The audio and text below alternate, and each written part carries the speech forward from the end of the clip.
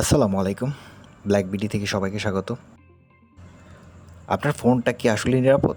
আপনি জানেন মাত্র একটি ভুলের কারণে হ্যাকার আপনার ফোনের সব ডাটা নিয়ে যেতে পারে।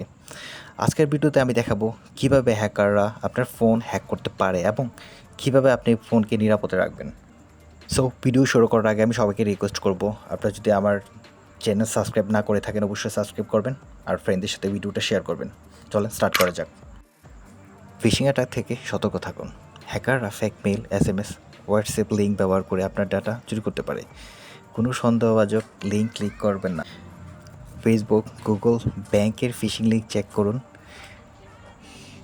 ফিশিং লিঙ্ক চেক করতে গুগলে গিয়ে সার্চ করুন checkphishing.ai এবং virustotal.com। ফ্রি ওয়াইফাই ব্যবহার করলে অবশ্যই VPN ব্যবহার করবেন।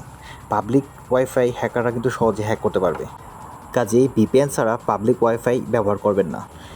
সেরা VPN ইউজ করতে গেলে আপনি প্রটন VPN ইউজ করতে পারেন। আর অবশ্যই ওয়াইফাই ওটু কানেকশন বন্ধ করে ফেলবেন। ফোনের সেটিংয়ে যান, ওয়াইফাই যান, ওটু কানেকশন অবশ্যই অফ করে রাখবেন। ম্যালেশিয়াস অ্যাপ থেকে সাবধানে থাকুন। কিছু অ্যাপ আছে আপনার ফোনের ক্যামেরা, মাইক্রোফোন, লোকেশন ট্র্যাক করতে পারে। গুগল প্লে প্রোটেকশন এনেবল করুন। গুগল প্লে প্রোটেকশন এনেবল করার জন্য আপনি মোবাইলের সেটিংয়ে যাবেন, সিকিউরিটিতে যাবেন, গুগল প্লে প্রোটেকশন এনেবল করে দিবেন। আনকন সোর্স থেকে অ্যাপ ইনস্টল করা বন্ধ করে দিবেন।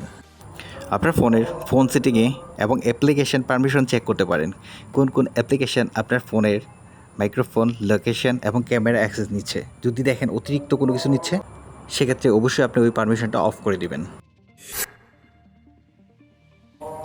হ্যাকাররা আপনার ফোনে স্পাই ইনস্টল করে গোপনে নজরদারি করতে পারে।